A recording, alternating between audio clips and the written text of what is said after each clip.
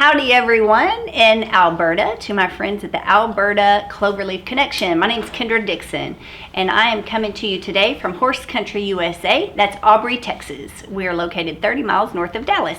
Marcy, I want to thank you for the invitation to come on this page today and share a few of my tips and thoughts from spending a lifetime in the saddle. I've got a friend here with me to ask questions today. I think these are brilliant questions. Hope you guys are all sheltering well in place. I know we're all getting a little bit stall high and ready to go. So Holly, I'm ready. What's our first question today? What top 3 features do you look for in a horse? Top 3 features I look for in a horse. My favorite word in my horse vocabulary is whoa. So first and foremost, I want a horse with a really strong foundation who really understands the word whoa. When they've got a really crisp stop, that makes my heart happy. I know that I can get along better with that horse if they have that number one simple command. I like horses with a lot of rate. The third thing I look for is finesse. If they know how to follow their nose through a turn, and well, I'm going to make it 4. I like it when they step over correctly in the front. So when they take that outside front leg and step over the opposite, that also makes me happy. I think they're going to be a lot more fluent and fluid in their stride coming through the barrel. So I do things a little bit more detailed here at Gold Buckle Ranch. Instead of just saying, well, I want a horse to follow their nose through a turn. I know you've probably all heard, well, you expect a horse to follow their nose with their shoulder and then the hips should come behind the shoulder. I break it down. When I track through that turn at a walk, I actually imagine every vertebrae following the one in front of it. What's your favorite drill or drills? My favorite drill or drills. I like to keep a stop really crisp and fresh. I want a horse light and responsive in my hands, so I stop a lot and back up. I think this reminds them to use their hindquarters. It also builds and strengthens their loin muscles. And I love a counter arc, once again, because it teaches them how to pick up those front feet and be more coordinated when they cross over. What do you do to keep your horses feeling great? What do I do to keep my horses feeling great? That's a great question. I think the main thing I learned about horse care from my dad, who was a cowboy. We ran cattle, we had ranch geldings, but he also loved training thoroughbred racehorses when I grew up. And my dad always taught me that it was just as important to keep your horse mentally healthy as well as physically fit. So I try to put myself in their horse shoes, and I try to treat every horse as an individual and keep them happy. So instead of crock potting one with too much pressure too early, or microwaving one with too much pressure too early, or crock pot training, which is just training the flavor and training the want to right out of them. I try to aim for that bullseye every day, just a little bit of progress to where I know that horse is happy and learning, and then I immediately reward them. And the best treat for a horse is time off, when you release pressure. Oop, there goes my alarm. So more so than treats or extra grain, they're just like us. We want to leave work early. We want to leave school early. So as soon as we've accomplished the mission of the day, I shut it down right there. I step off, I loosen the saddle, and I reward them, pet them on the neck, and walk back to the barn. Do you have a favorite bit? I do have a favorite bit. I have 2. One that I co-designed is this one right here. It's called the lanyard, which is French for a little bit more. And the beauty about this bit is that the power's in the mouthpiece. We've really snubbed off the shank. This works great for horses who are really defensive in the face at the 2/3 mark around the turn. Those horses that either root or they bow away from the barrel. You can really sharpen one up and soften one up with this bit because the mouthpiece is square and it's pretty tight. I think like a good set of spurs, or any piece of equipment for that matter, the more experience you have with your hands and the better your judgment is with your timing, the more successful you could be with this lanyard. I also have a bit I designed called a little bit of change, pun intended. So this one is a lateral bit. It's for super, super, super light defensive horses that I need to guide through the turn without offending them. I like it much better than a ring bit because it gets closer. I have more direct communication, but I only use the little bit of change on horses that are super, super broke and I trust explicitly. I would not recommend a little bit of change on a horse that's hot or pulls on your hands at all. I think it could backfire on you pretty easily. Do you prefer boots or wraps to run in? I like Polo wraps. They're lightweight. They're easy to keep clean. I think about myself. If I were going to go run a race today, I wouldn't be as agile in a pair of combat boots or something that's heavy, especially running in muddy ground or deep ground. I think traditional boots, for me, in my opinion, can get pretty heavy. That said, I really like the Flow Boot design. My friend Tony at Flow Boot has an interesting insert that goes underneath your Polo wrap, and it's brilliant. And I think that also helps prevent bandage bow for a lot of people out there. What's your favorite bloodline? My favorite bloodline, I'm probably just going to stick to, my best horse that I've ever ridden was Dover. That was the little red roan horse that got me in the top 15 for many years. And he was Hancock and Azure T.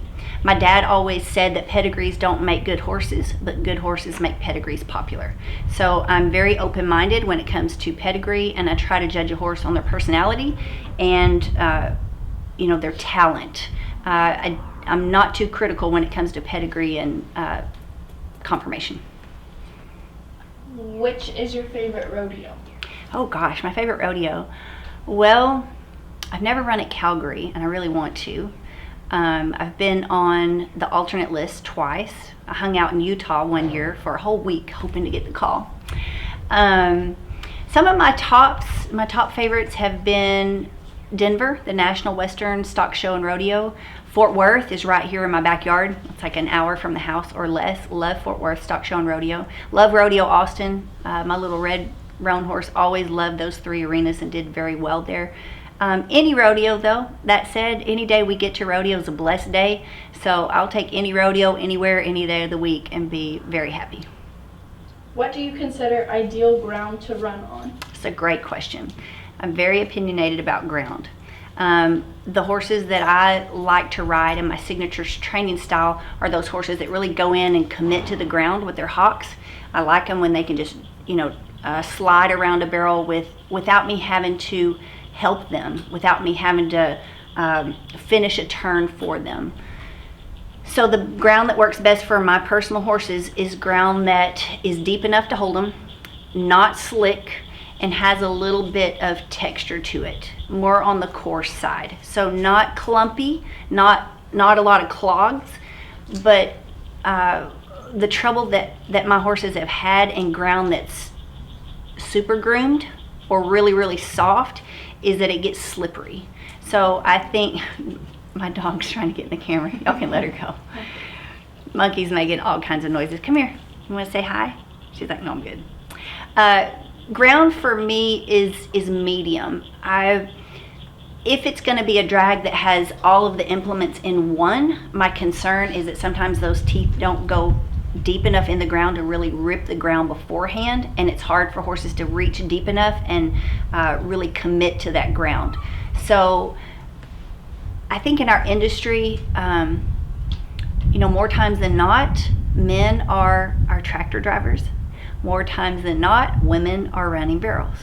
So unless you have felt the ground shift, and unless you've had a horse fall on you a few dozen times, I'm not sure that we're really accurately communicating how that feels. It can be terrifying. So places that really understand ground, the committees and the producers that go out of their way to have ground safe, I will drive extra hours and I will pay extra money for good ground. And I think that when we, as a sport and as an industry, can be solution oriented and come together for more ideal ground settings, I think we'll see a whole new level of competitor come out in our horses. I think when those horses have an opportunity to get on safe ground consistently, we're really going to see new levels of talent come out and blossom in the horses that we're running today. What saddle do you ride in? Great question. It took me a lot of years to find a saddle maker that would listen to me and my specific needs that fit my training style and my riding style. So I have a saddle that I make. It's called the Bullseye, and I spent thousands and thousands of dollars and had so many prototypes made that looked pretty, and they were very well made, but they just didn't fit right. it took me a long time to find a saddle that didn't just fit my horse, but it also fit me as a rider and stacked the cards in my favor. And that's what the Bullseye does for me.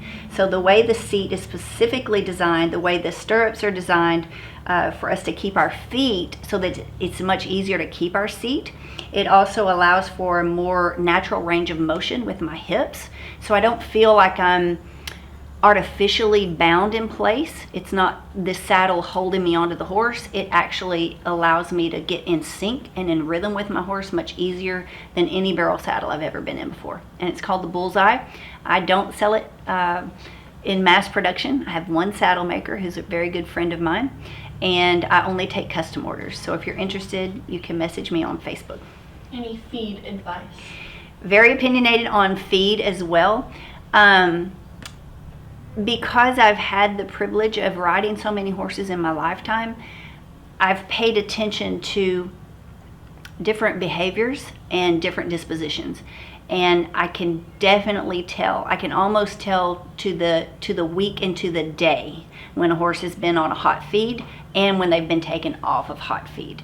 So I know they think different. They feel different to me. I think when a horse is agitated on hot feed, they just don't process information the same, just like you and I when we're all jacked up on Mountain Dew, or too much caffeine, or too much chocolate, too much sugar, the sugar high.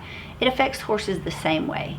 And I want a horse that's very calm and cool, very level-headed and focused. I prefer to win my races on precision and horsemanship. I personally don't enjoy riding horses that are hot-tempered or ones that just boil across the arena and need a lot of help from me. I'm not a handsy rider.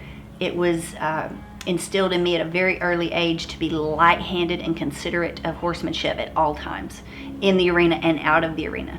So I think the right feed can either help you or stack the cards against you and make our job a lot more difficult. So if it claims to be a performance-based feed, if it's something that you only have to feed a little, get a lot, or if it comes in a big shiny bag, costs a lot of money, I tend to stay away from it. I personally like a senior feed that's very bland, or I'll choose a textured feed with very little to no molasses. I don't have an MLS tub with me right now. Holly, will you run around there? I think there's one right there on the side of the barn. MLS is a company called Mid-Continent Livestock Supplements, and they've got an organic trace mineral lick tub.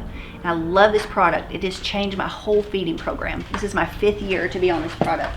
So it's the best possible product you can get in the form of a lick tub. I like it because it comes in an individual small tub that I can keep in the stall. I can put it in the trailer. I can immediately put it in the stall when I get to the rodeo, and horses love it. So I don't waste supplements anymore. I know they're getting everything they need. And with the MLS Equine 16, you can either use this in addition to your grain as a supplement, or you can skip grain altogether. I've got horses in training in my back pasture that I don't have to keep in stalls anymore. I just set out a lick tub and a simple salt brick. They're on grass hay, and they're fat and they're healthy and they're shiny, and a lot of those horses are able to clock in the 1D depending on their training level. So I certainly haven't seen that it's that it doesn't give my horses enough. I think they have just enough. And then the horses at the top running level, or the ones that I'm trying to put weight on, then I'll go ahead and boost with the Equine Senior feed. Your favorite quote? Oh, my favorite quote. Oh, I forgot to think of this ahead of time. Think 80. I read a book years ago, and it's called The Mind Gym. It was written by a sports psychologist, and there was one chapter that talked about a football coach years ago who told all of his football guys, all the team, to come out and they were going to run a sprint. And he said, everybody, give me your best. I need the fastest time you got. And they all took off, and they documented every guy's time. He calls them back in. He told them to take a break. He said, okay, we're going to do trial 2. He said, this time I need you to do a good job, but don't overexert yourself. Just do a good job. Think 80%. They take off again. Do you know that every guy clocked faster the second time? And that spoke volumes to me. And at my very first clinic in 2007, there was a dad who drove down from Vermont with his daughter, and he played college football back in his day. And he actually knew the coach that was referred to in that book. So I thought, what a cool small world, right? And he said that he was brought up like that as well, to think 80%, not to try to overexert every muscle at the same time. If you think about the way our body is designed in our anatomy, when one muscle tightens up, another needs to relax. And I've certainly found that to be true. When I over jockey a horse, and the years that I did that, I wanted to win so bad, I just stunk it up. I made things so much worse. So when I learned to just relax a little bit and do a good job, but not try to overexert myself or overexert my horse. When I learned to back off a little bit, that's when I developed finesse, and that's when I actually clocked a lot faster. So think 80. Those are all of our questions? Yep. All right, Marcy, thank you again for the invitation. Thank you, Alberta CloverLeaf Connection. I'm Kendra Dickson. I'm in Aubrey, Texas. I train and sell barrel horses at goldbucklebarrelhorses.com. And I also have a new digital marketing agency. So if you've got a product, I specifically love helping people in the horse industry.